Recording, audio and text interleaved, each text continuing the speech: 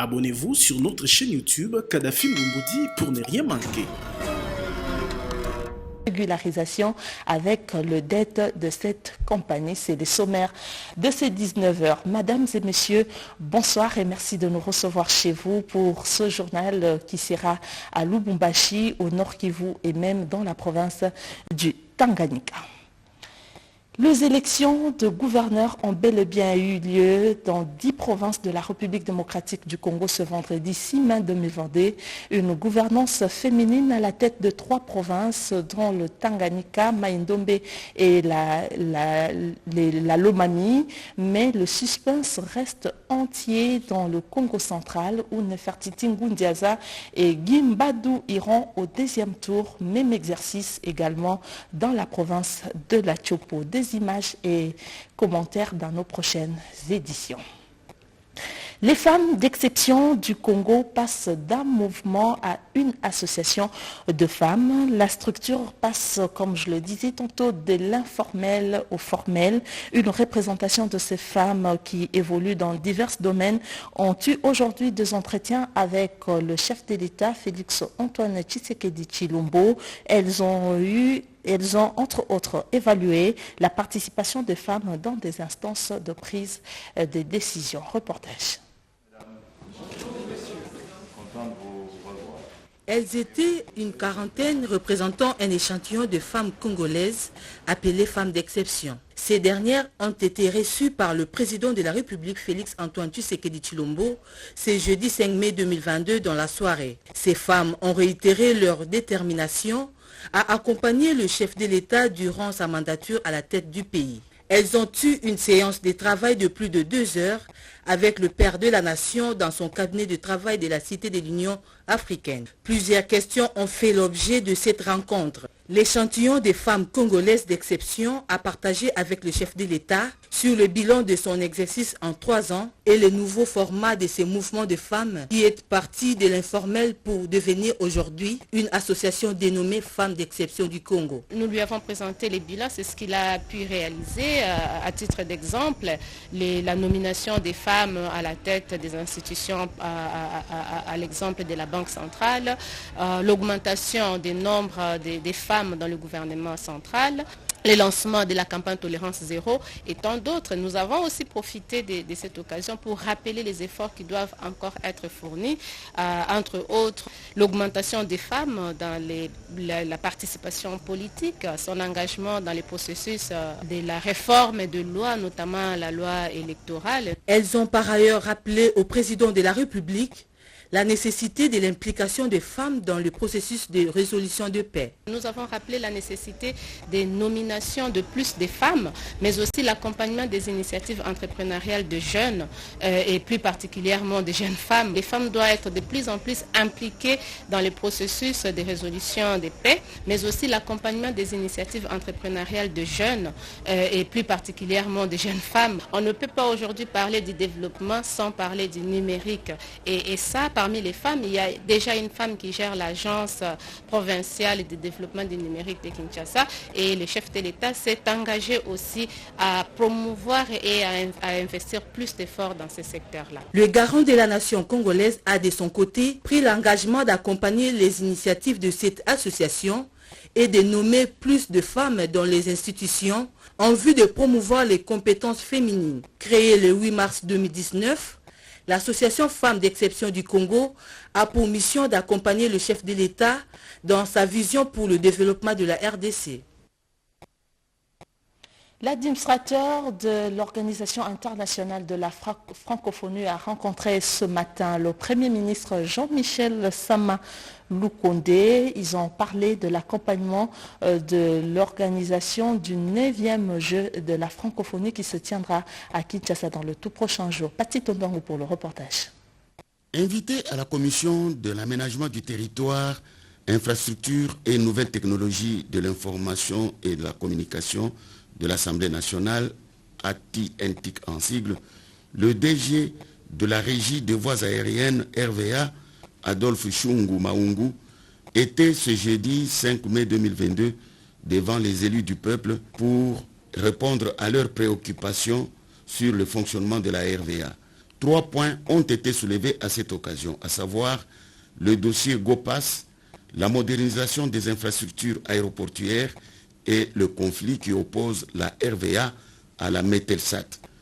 Plus d'une vingtaine de questions ont été posées au DG de la RVA qui nécessitent bien sûr des réponses afin d'éclairer la lanterne de la représentation nationale.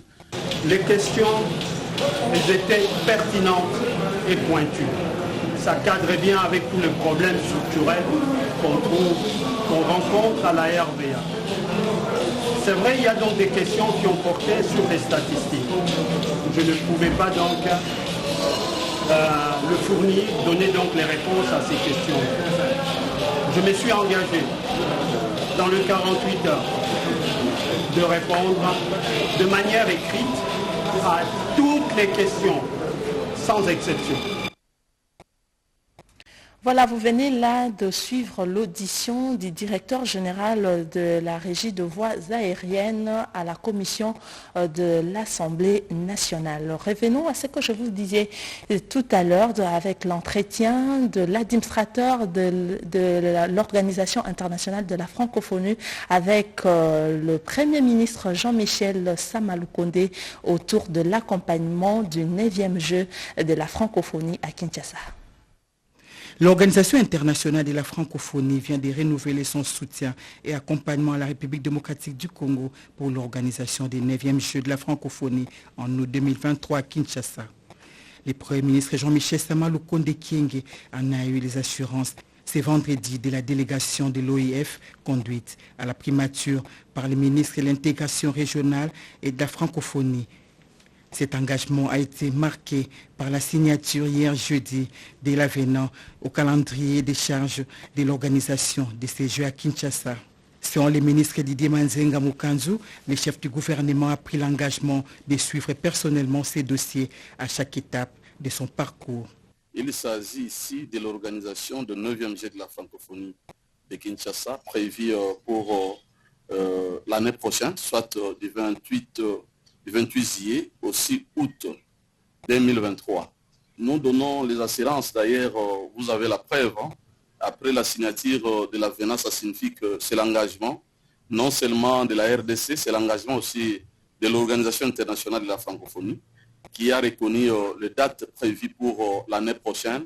Nous nous sommes déjà mis au travail et le Premier ministre lui-même s'est engagé et d'ailleurs, il nous a rassuré que lui-même, il va suivre ce dossier et donc à chaque étape. Je pense aussi que notre venue ici est pour continuer à travailler en partenariat, en véritable partenariat avec le gouvernement de la RDC, avec le Comité national des Jeux de la francophonie, que l'OIF est prête à accompagner. Et nous avons déployé en même temps que notre visite une série de missions techniques. L'administrateur de l'OIF, Geoffroy Montpetit, a rassuré plutôt la volonté de son institution pour la réussite des 9e Jeux de la francophonie en République démocratique du Congo. Toujours en actualité, l'idée de liquider la compagnie d'aviation nationale congolaise Congo Airways pour créer une autre n'est pas soutenue par plusieurs députés. Patrick Magnombo, par exemple, fait son plaidoyer pour Congo Airways qui est mise en mal par des dettes. Dans le couteau micro de Sylvie Mwembo.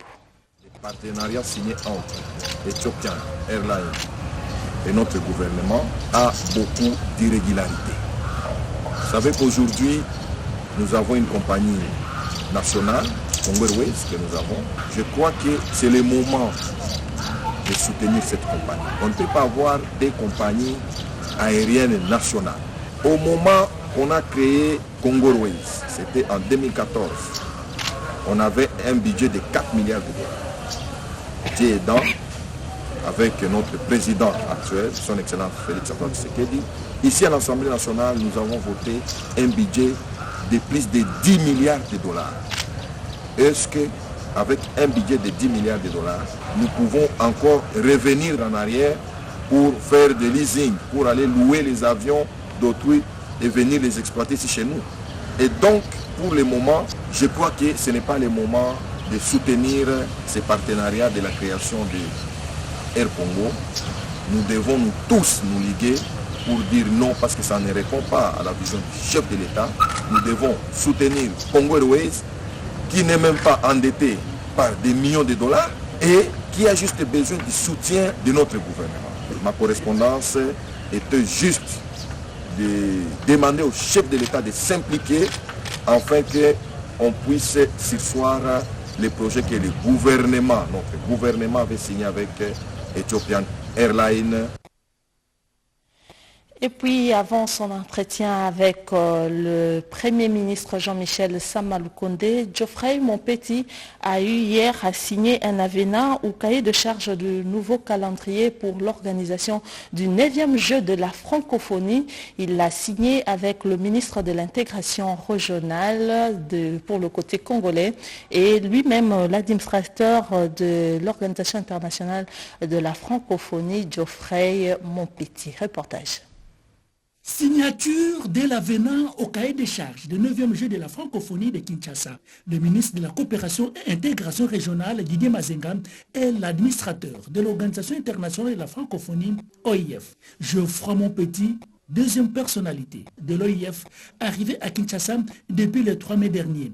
Ce protocole d'accord tient compte des prévisions en respectant la prolongation pour bien organiser cette fête culturelle et sportive, suivant la recommandation du Conseil permanent de l'OIF. Le directeur national du 9e jeu de la francophonie, Isidore Kwanja, et la directrice du Comité international des jeux de la francophonie, Zeina, présente dans la capitale depuis le 28 avril, étaient de la partie. Cette signature confirme l'engagement de la RDC pour la tenue de ces jeux. Avec l'engagement de son Excellence, Monsieur le Président, le chef de l'État, sur sa vision d'organiser ce 9e jeu. Nous nous sommes engagés que le 9e jeu soit organisé en 2023. Mais du fait qu'il y a le cahier de charges qui a été signé pour l'organisation de ce jeu et qu'il y a eu changement de date, l'administrateur est obligé de se déplacer pour Kinshasa. Cela justifie la signature qu'on vient de s'engager. L'OIF reste toujours disposé d'appuyer le comité national du jeu, a souligné Geoffroy Monpetit, administrateur de l'OIF. L'OIF est là et continuera à appuyer le comité national du jeu de la francophonie avec notre expérience, la mise à disposition d'expertise et le partage d'expérience pour la bonne organisation d'événements sportifs et culturels de grande envergure. Isidore Kwanja s'est dit confiant de la réussite de ces jeux avec les infrastructures en construction. Les assises du colloque international sur la violence se sont clôturées sur un point positif avec la participation de scientifiques venus de tout le coin du monde, des échanges et perspectives dans la lutte contre les violences sexuelles ont fait l'objet de cette rencontre. C'était à l'université de Lubumbashi dans la province du Haut-Katanga. Colloque portant sur violence, identité et construction de la nation se sont éteints ce dimanche 1er mai 2022. Plus de 80 communications et 6 panels d'experts venus de 4 coins du monde ont réfléchi sur des questions liées au thème général. Le représentant du ministre de l'Enseignement supérieur universitaire, Lofembe Benkeya, a remercié le recteur et son comité de gestion pour l'organisation et les réflexions de qualité. Monsieur le recteur, très cher professeur Kishiba, à vous, au comité de gestion, au comité d'organisation, nous vous adressons nos meilleurs sentiments de satisfaction, nos encouragements de continuation et le soutien de la tutelle pour les prochaines réalisations. Clôturant les assises, le recteur de l'UNILU, le professeur Gilbert Kishiba Fitoula, a souhaité que la RDC, composée de plusieurs ethnies, devienne une nation arc-en-ciel. Ce n'est pas l'étroitesse de ce temps qui compte, c'est l'intensité de ces échanges et des perspectives qui se profilent à l'horizon pour le compte de ce qui est possible de réaliser lorsque les scientifiques et les universitaires se rencontrent. La RDC, composée de plusieurs ethnies, de plusieurs différences, doit devenir une nation arc-en-ciel. Une riche cérémonie qui a eu le mérite de reconnaître l'engagement des valeureux fils et filles de ce pays à qui des diplômes ont été décernés. Une délégation conjointe de la province de l'Ituri et celle du Haut-Ouélé sera à Kinshasa. Ils vont saisir les gouvernements centraux pour délimiter les deux provinces. C'est l'une des recommandations de la conférence pour le règlement pacifique de conflits des limites. Des renforcements des relations interprovinciales en général et la bonne cohabitation entre les peuples du Lituri et du Haut-Ouélé. Il se tient depuis ce jeudi à Ariwara une rencontre réunissant les autorités des deux provinces après l'incident malheureux du 17 avril dernier dans la localité de Nzinzi, dans la chefferie du Kalikomi. Dans son mot d'ouverture, le gouverneur militaire de Lituri, le lieutenant-général Bouyanka Johnny, attend voir à l'issue de cet échange le deux peuples matérialiser la vision du chef de l'État, Félix Antoine Tshisekedi Tshilombo, celle de la solidarité nationale et la stabilisation. C'est dans la réalisation de cette vision que le président de la République, chef de l'État, a décrété l'état de siège pour stabiliser la province de l'Ituri, en proie à des conflits récurrents mettant en mal la cohésion sociale et la cohabitation pacifique des communautés. Même vœu réitéré par le gouverneur du Haut-Ouélé, Christophe Bassé-Aninanga. Mon collègue a dit la paix, sans laquelle aucun développement n'est envisageable. Nous condamnons toute forme de violence, d'où qu'elle vienne, par n'importe qui puisse le perpétrer. Et nous sommes là pour deux choses, la paix et les développements. Un communiqué final sanctionnant cette rencontre est attendu. Dans les heures qui suivent, signalons que cette assise intervient après celle du mois de mars dernier, tenue à Isiro sur les échanges interprovinciaux pour le bien-être des populations de ces deux provinces. Et puis, l'inspecteur général de finances, Jules Alinguetti, était dernièrement aux États-Unis où il a sensibilisé les investisseurs à venir même dans la partie est de la République démocratique du Congo. Aujourd'hui, les chefs coutumiers du Nord Kivu apportent leur soutien à l'inspecteur général de finances et continuent de soutenir l'état de siège pour la paix et la cohésion nationale. Recueilli par Rodépanda. Des autorités traditionnelles du Congo, l'ANATC ainsi, comité provincial du Nord Kivu, a suivi avec une attention particulière les différentes réactions de certains compatriotes à la suite de l'intervention du chef de service de l'inspection générale des finances à la conférence sur les investissements en République démocratique du Congo tenue aux États-Unis. Au nom de la cohésion nationale, l'Alliance nationale des autorités traditionnelles du Congo ANATC ainsi de la province du Nord Kivu, en sa qualité de gardienne des terres et des valeurs ancestrales, invite toutes les couches de la population de se désintéresser des discours pouvant semer l'animosité entre le peuple congolais. L'Alliance nationale des autorités traditionnelles du Congo ANATC ainsi exhorte l'ensemble de la population du pays en général et celle de la province du Nord Kivu en particulier d'être soudés et solidaires.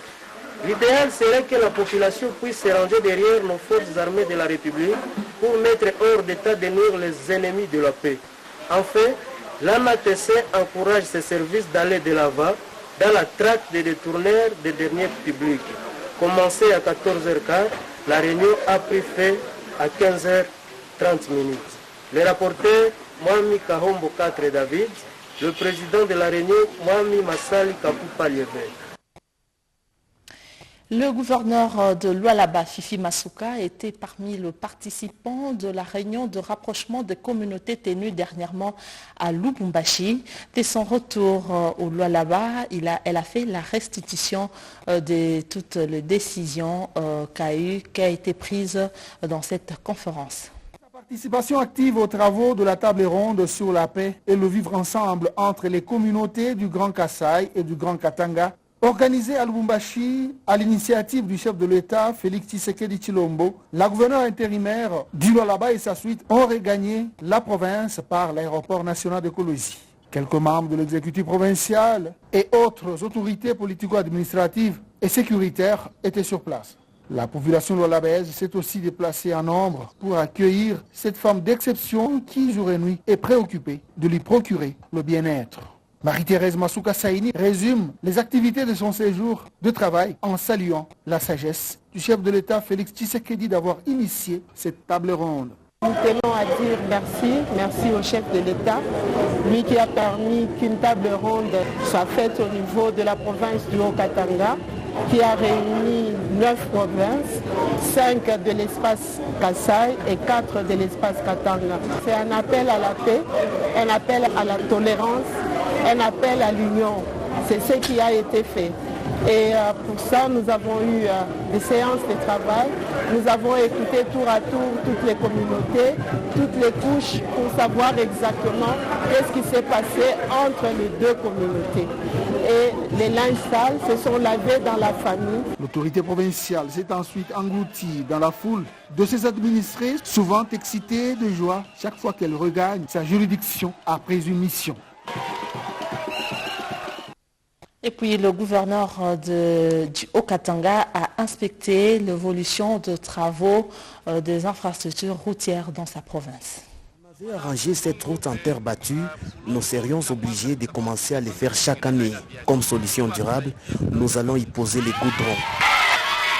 Chose promise, chose due, les travaux d'asphaltage de la route Katanga à partir du village Bungu Bungu ont bel et bien démarré. L'entreprise CCECC a déjà stabilisé une partie des 10 km de la boucle jusqu'au cœur du groupement Katanga. Le gouverneur de province Jacques Abula Katoué, accompagné de quelques députés et ministres provinciaux, a pu se rendre compte de l'évolution des travaux de construction de cet axe routier. Honorant cette entité qui a donné son nom à la grande province qu'il préfère, Jacques Abula Katoué supervisera par la suite les travaux de forage d'eau potable. 3 nouveaux puits en tout vont s'ajouter aux 8 autres déjà opérationnels pour renforcer la desserte en eau potable au village Katanga. Ces initiatives ne laissent indifférents Kariba Nyenge, un des notables du coin. Voilà aujourd'hui le village Katanga, c'est tout un chantier vers la modernité qu'on n'a jamais vu. On a déjà vu beaucoup de gouverneurs qui n'ont jamais songé au groupement qui a donné les noms à toute une province. En tout cas, nous vous remercions que le Dieu de nos ancêtres vous accompagne. Juste après, le gouverneur a visité 2 écoles publiques. La première, dont les travaux initiés par le précédent gouvernement central est resté inachevé. Jacques Abula Katoué a promis de les achever et d'ajouter d'autres salles de classe et des latrines. Quant à la seconde, l'école Katanga, elle sera entièrement réhabilitée. Le gouverneur Jacques Abula Katoué s'est dit déterminé à rendre le village Katanga viable. Notons que le chef de l'État provincial a eu droit à un accueil chaleureux de la part des habitants de cette partie de la province du Haut-Katanga. Et puis, avant les élections qui ont eu lieu ce matin dans 10 provinces, le candidat gouverneur dans la province du Sankourou ont tous signé une charte de l'unité pour des élections paisibles. Cette charte vise également la cohésion entre les communautés et le développement de la province du Sankourou. Reportage. Sankourou appelle à l'unité pour l'épanouissement intégral de cette province. Appel fait aux candidats gouverneurs et vice-gouverneurs. C'était à l'issue de la signature des chartes de paix avant, pendant et après les élections. Nous, candidats gouverneurs et vice-gouverneurs, venons par le présent communiqué annoncer à toute la population sankouroise en général et celle de Lusamboville en particulier, que la paix, l'unité et la tranquillité devront régner parmi nous pendant cette période de l'élection des gouverneurs et vice-gouverneurs de la province du Sankourou. Nous devons privilégier le dialogue, la cohabitation, la tolérance et les acquis nous légués par le patriarche Patrice Emery Lumumba, héros national. Le Sankourou est notre dénominateur commun et nous devons tous lutter pour son épanouissement intégral. Que celui ou celle qui sera élu gouverneur soit le gouverneur de tous. Nous travaillerons ensemble pour le bien de la province du Sankourou. Que vive les Sankourou! Parlons du sport dans ce journal. Le football club du Tanganyika a un nouveau président. Il s'agit de Christian Kitungwa Muteba, élu au cours des élections organisées par l'Assemblée extraordinaire de ces clubs. Il sera secondé par Simplice Mateka. Un reportage de nos confrères de la RTNC, Kalemi. Christian Kitungwa Muteba, le nouvel homme fort du football club Tanganyika, qui a été porté à la tête de ce club évoluant à l'entente urbaine de football de Kalemi ce mercredi 4 mai 2022. C'était à l'occasion de l'Assemblée extraordinaire élective qui a été convoquée et a vécu dans l'enceinte de la salle de réunion de Chamotel de Kalemi à l'unanimité. Il a été voté par le corps électoral constitué des joueurs du FC Tanganyika. Sous l'ambiance émanant du corps d'animation du club, le président sortant a rendu hommage à tous les héros qui ont travaillé durant plusieurs années pour maintenir l'élan du club à l'entente urbaine de football de Kalemi. Christian Kitungwa Muteba, nouveau président du club, n'a pas tardé de réagir face à ses choix. Des choses sa personne. J'aimerais tout simplement remercier chacun dans le rôle qu'il a pu jouer pour qu'aujourd'hui que nous soyons enseignés et que cette manifestation se tienne aujourd'hui et que nous puissions prendre cette place de président du FC Tanganyika. Christian Kitungwa a précisé également qu'il fera de tout son possible pour faire rayonner le football du Tanganyika par l'entremise de ce club qu'il va désormais diriger. L'objectif à court terme, selon le nouveau président du FC Tanganyika, c'est d'amener son club à la prochaine Coupe du Congo. Tout le comité étant voté, M. Simplice Mateka Moufwa est désormais vice-président du club, mais aussi Mme Nana qui intègre le comité et a été investi par le président de l'entente urbaine de football présent à cette assemblée extraordinaire élective. Notons également la présence du délégué de la division provinciale des sports en province. Les deux instances sportives ont félicité l'engagement du nouveau président du FC Tanganyika. Suivons à présent ce qu'a été l'Assemblée générale tenue après la formation des syndicalistes de l'administration publique. De cette session de formation, les délégués et membres ont été équipés sur les notions syndicales pour mieux exercer leur profession en défendant les intérêts des travailleurs ou agents dans les différentes entreprises. Ces assises étaient aussi une occasion pour l'OTUC d'outiller les délégués et membres en matière de calcul des comptes finales, les litiges individuels ou conflits collectifs au sein des différentes entreprises ainsi que l'organisation des élections syndicales. Les conditions pour être un délégué syndical, les participants à cette session de formation ont bénéficié également de notions en matière de leadership comme étant défenseurs des intérêts des travailleurs. Ils ont été équipés aussi sur les notions de droit du travail, question pour ces derniers de maîtriser les notions internationales du travail pour être capables de proposer des réformes. C'est là dans le but d'apporter des innovations au sein de leur entreprise. La formation s'est clôturée par la remise des brevets à la grande satisfaction des participants qui appellent d'autres syndicalistes qui n'ont pas pris part à cette session de formation de ne pas rater la prochaine occasion. Dans ce mot de clôture, le président national de l'Organisation des travailleurs unis du Congo, le camarade Jean-Benoît Tando, a remercié tous les participants ainsi que les différents formateurs qui se sont succédés pendant ces jours à être toujours disponibles. Il convient de signaler que cette session de formation va aider nos militants pour mieux s'imprégner de notions syndicales afin d'éviter le banditisme au sein de leur société. Le souhait est qu'ils aient des bons syndicalistes pour défendre les intérêts des agents ou travailleurs des différentes entreprises, a-t-il souligné Jean-Benoît Tando, président national de l'OTUC. Le banditisme urbain a haussé dans la commune de Ngaliema. L'autorité communale a réuni les responsables locaux de la police nationale et de renseignement pour examiner ce sujet, nous dit Cédric Enina. Il s'observe une recrudescence de la violence, du moins de la délinquance juvénile dans la commune d'Ngaliema. Les 5 sous-commissariats de la police nationale sont en alerte maximale et le bourgmestre de la commune de Ngaliema, Dieu merci Maïbazi Luanga, a insisté sur le renforcement de la sécurité des personnes et leurs biens dans sa municipalité. Et cette réunion de sécurité communale a permis non seulement de faire le point d'une manière générale, mais aussi de cibler les quartiers les plus touchés par les phénomènes Kuluna. Les bandits urbains qui sont des rescapés de Kanyamakasese, qui sont revenus dans les différents quartiers en Ngaliema et ils commencent à s'aimer maintenant les troubles ou des pagailles. Et nous avons instruit au commandant Siat que de régler le plus vite possible ces problèmes-là dans les rayons d'action. Parce qu'il y a quand même certains endroits où il n'y a pas la présence de la police. Il faut maintenant installer le point chaud pour que la population soit protégée par la police. Et nous avons décelé aussi qu'il y avait certains des policiers qui ne font pas leur travail. Et nous avons instruit pour la INIA Franco au commandant chef de régler le problème. Et nous les avons dit aussi qu'ils doivent faire un effort à ce qui concerne l'assainissement, surtout à ce qui concerne les épaves qui sont laissées dans les grandes artères. Une réunion de sécurité communale hebdomadaire qui réunit très souvent les responsables du commissariat de la police nationale de la commune d'Engaliema et d'autres de l'appareil sécuritaire dans l'optique de diminuer d'une manière drastique la fréquence de l'insécurité dont l'ombre refait aujourd'hui surface. Un nouveau projet vient de voir le jour à Kinshasa. Il s'agit du projet de lutte contre la pauvreté dans la capitale, initié par l'association villageoise. Le bourgmestre de la commune d'Engaliema a donné le go à ce projet qui vise l'organisation et l'autoprise en charge de la femme et de la jeune fille. Reportage.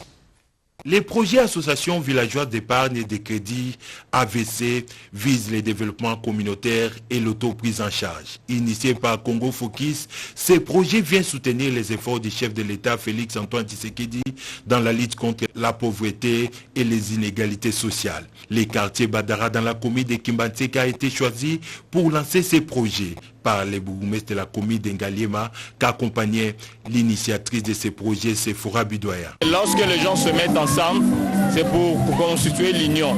Et lorsqu'on est ensemble, on a la capacité de faire de grandes choses. Dans le domaine qui nous concerne, notamment dans ce qui concerne le problème des autorisations, le problème d'installation des mini-entreprises qu'ils vont installer dans les différentes communes, je pense que de ce côté-là, nous allons les accompagner. La coordonnatrice du Congo Focus, Sephora Bidoya, a expliqué les objectifs de ces projets à l'assistance. Nous n'amenons pas de l'argent du fait que nous n'en avons pas. Seulement la richesse, c'est nous les hommes. Nous nous rassemblons, nous mettons nos cotisations chaque semaine. Nous attendons à des groupuscules que nous appelons associations villageoises d'épargne. Nous allons participer au développement de nos rues. Pour dire que le développement doit commencer à la base. Tout ce que nous faisons, c'est avec la complicité de toutes les femmes, de tous les jeunes qui ont accepté d'accompagner la vision que nous avions portée du chef de l'État. Pour elle, ces projets cadrent avec la vision de Félix Antoine Tshisekedi Tshilombo qui promouvoit le développement à la base. Le 8 mai est la journée mondiale de la Croix-Rouge et de Croissant-Rouge. En marge de cette journée, la Croix-Rouge RDC a organisé une conférence des femmes pour sensibiliser cette dernière à adhérer massivement à la Croix-Rouge pour sauver de vies. La célébration de la journée mondiale de la Croix-Rouge et du Croissant-Rouge, le 8 mai, les préparatifs vont bon train. C'est dans cette optique que la Croix-Rouge RDC a organisé une conférence à l'attention des femmes des différents secteurs, question de les persuader sur la mission de la Croix-Rouge et en vue de les inciter à adhérer à cette organisation et par l'impérieuse nécessité de voir la Croix-Rouge présente dans toutes les institutions de la République pour jouer pleinement son rôle.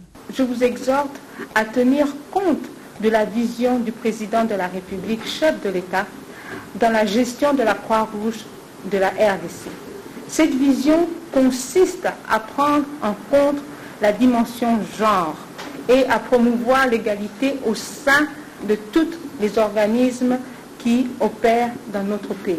Rappelons que la journée mondiale de la Croix-Rouge et du Croissant-Rouge sera célébrée cette année sous le thème « Soyons aimables ». Notre cible, c'était les pouvoirs publics. Parce que la Croix-Rouge de RDC est auxiliaire des pouvoirs publics. Nous avons parlé de nous à l'extérieur.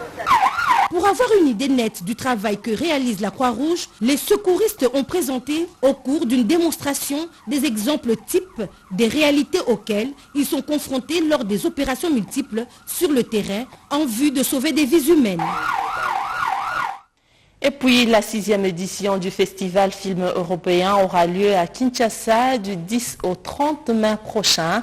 Cette rencontre a pour but non seulement de vendre la culture et les cinémas européens, mais elle vise également à mixer cette culture à celle de la République démocratique du Congo. L'annonce a été faite aujourd'hui à l'Institut français de Kinshasa, nous dit Diane Balaka et Jojon Dibou.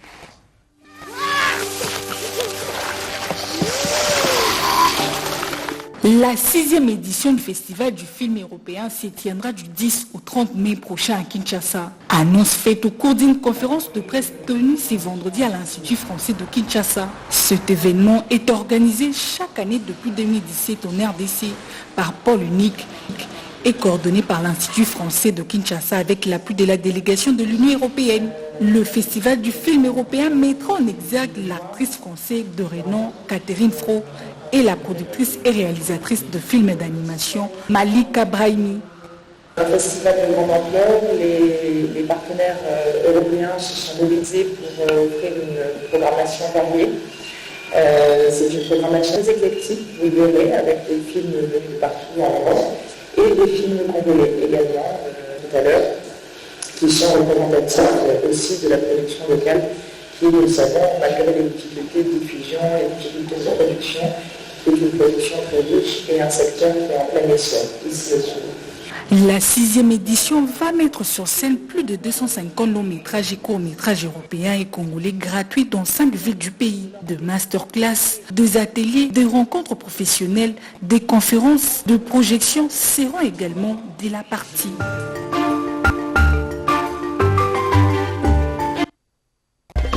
Et ce sera donc l'essentiel de l'actualité de ces 19h. Mesdames et messieurs, merci de nous avoir suivis à travers le monde. Je vous retrouve demain, si Dieu le veut, pour notre édition des...